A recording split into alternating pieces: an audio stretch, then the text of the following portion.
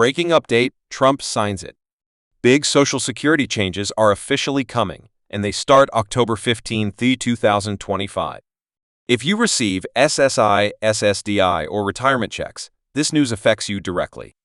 Millions of seniors and disability beneficiaries are asking, will my payment arrive on time? Will there be a boost, a delay, or a change in how much I get? In this video, we'll break down everything you need to know about the new Social Security rules, how they impact your October payments, and what the latest SSA calendar reveals. With rising costs, inflation, and ongoing debates in Washington, every update matters, especially when it comes to your monthly check. We'll go over the exact October 2025 payment dates, who qualifies for changes, and what this means for your financial security moving forward. Stay tuned, because if you're on Social Security, SSI, or SSDI, this is one update you cannot afford to miss.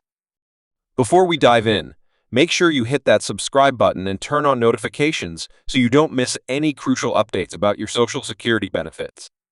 Give this video a thumbs up if you want to stay informed about changes that could affect your monthly payments. Drop a comment below with your thoughts on these new changes, and let's build a community where we can help each other understand these important updates. You might be wondering why these changes are happening now, and what exactly prompted this sudden shift in Social Security policy. Well, let me tell you, it's been a long time coming. With inflation hitting record highs and millions of beneficiaries struggling to make ends meet, the administration has been under immense pressure to take action. These changes aren't just minor adjustments, they're substantial modifications that could significantly impact your monthly benefit. Let's address the question that's probably on your mind right now. How will these changes affect my monthly payments? The truth is, the impact will vary depending on several factors, including your current benefit amount, whether you receive SSI or SSDI, and your specific living situation. But don't worry, I'm going to break down every single detail so you can understand exactly what to expect. One of the most significant changes coming this October involves the way cost of living adjustments, COLA, will be calculated. You might be thinking, didn't we just get a COA increase? Yes, we did. But this new method of calculation could mean even better adjustments for beneficiaries in the future. The administration is implementing a more responsive system that takes into account the real-world expenses that seniors and disabled individuals face, rather than just relying on the traditional consumer price index. Another crucial question many of you have been asking is, will these changes affect my eligibility? The short answer is that for most beneficiaries, your basic eligibility won't change. However, there are some important modifications to income limits and resource calculations that you need to be aware of. The new rules are actually designed to make it easier for many people to maintain their benefits while trying to work part-time or save money. Speaking of savings, let's talk about something that's going to make a lot of you very happy. The resource limits for SSI recipients are finally being updated. For years, these limits have been stuck at levels that made it nearly impossible for beneficiaries to save any meaningful amount of money without risking their benefits.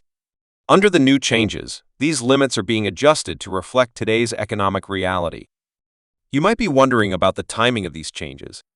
Why October 15th? Well, this date wasn't chosen randomly.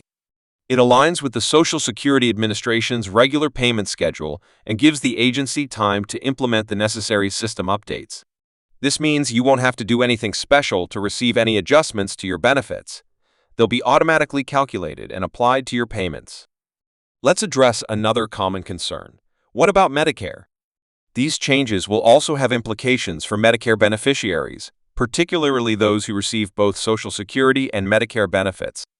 The new rules include provisions for better coordination between these programs, which could mean less paperwork and fewer headaches for beneficiaries who have to navigate both systems. For those of you receiving SSDI benefits, there are some specific changes you need to know about. The Ticket to Work program is being expanded and modified to provide better opportunities for beneficiaries who want to attempt returning to work. The new rules include more flexible trial work periods and improved protection for your benefits during these attempts. One question that keeps coming up in the comments of my previous videos is about back pay and retroactive benefits. Under the new changes, the process for calculating and receiving these payments is being streamlined. This could mean faster processing times for new applications and appeals, which is something many of you have been hoping for. Let's talk about something that affects many of you: the impact on supplemental state benefits. Many states provide additional payments on top of federal SSI benefits, and these new changes include provisions for better coordination with state programs.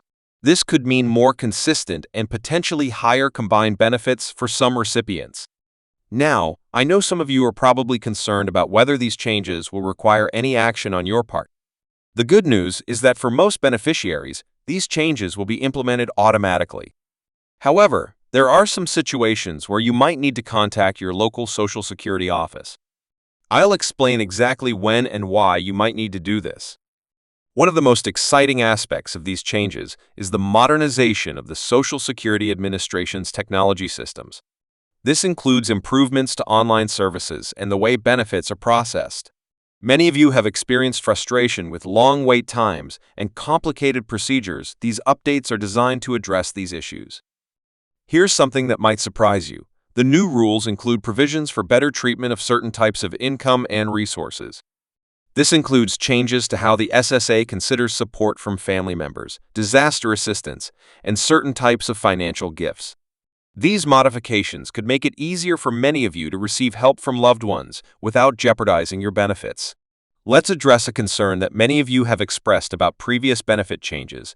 Will these changes be permanent? The executive order includes provisions for regular review and adjustment of these policies, ensuring they remain relevant and effective as economic conditions change. This is actually good news, as it means the system will be more responsive to beneficiaries' needs over time. For those of you who are caregivers or representatives for Social Security beneficiaries, there are important changes coming to the representative payee system as well.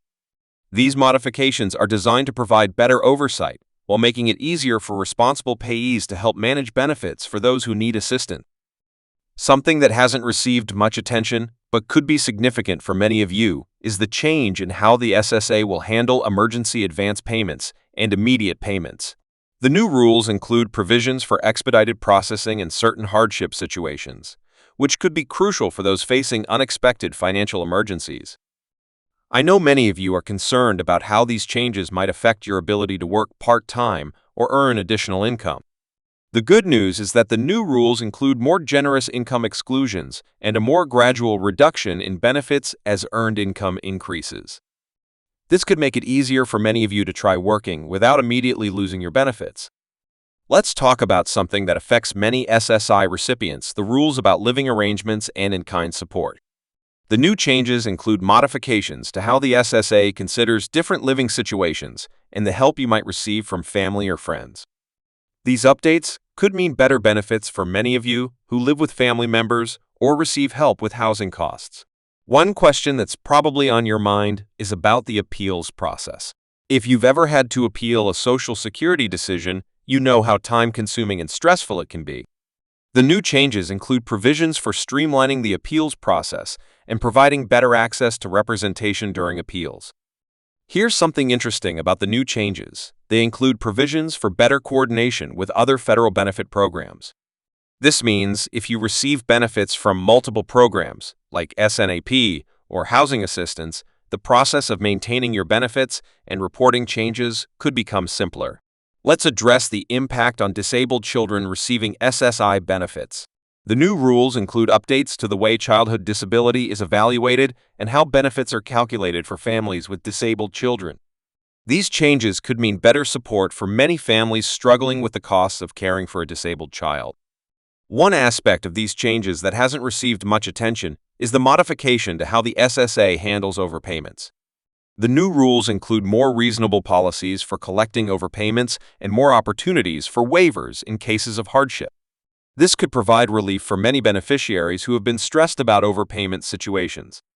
For those of you who have been following Social Security policy changes over the years, you might be wondering how these new changes compare to previous reforms.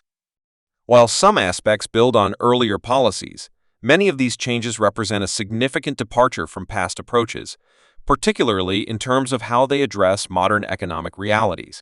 Let's talk about the implementation timeline. While the major changes begin on October 15th, Some aspects will be phased in over time to ensure a smooth transition. This gradual approach should help prevent any disruptions in benefit payments while allowing the SSA to properly train their staff and update their systems. One question many of you have is about how these changes will affect future benefit calculations. The new rules include modifications to how work credits are counted and how benefit amounts are determined. This could be particularly important for those of you who are still working and contributing to Social Security. Here's something crucial for those of you who receive benefits while living abroad. The new changes include updates to international benefit policies and in agreements with other countries. This could affect how your benefits are calculated and delivered if you reside outside the United States. Let's address the impact on survivors' benefits.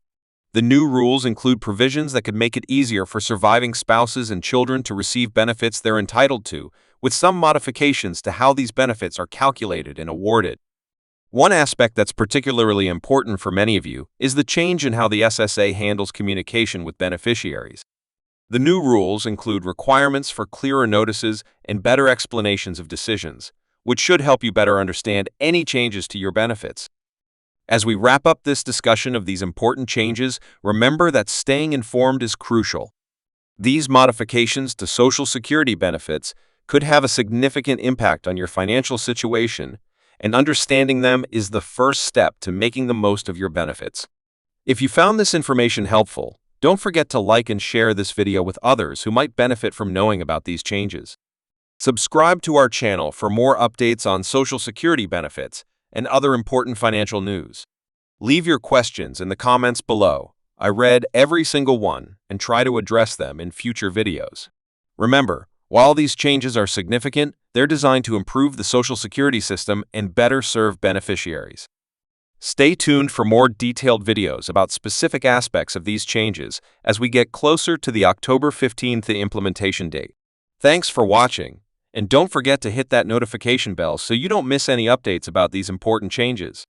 See you in the next video, where we'll dive even deeper into how these modifications might affect your specific situation.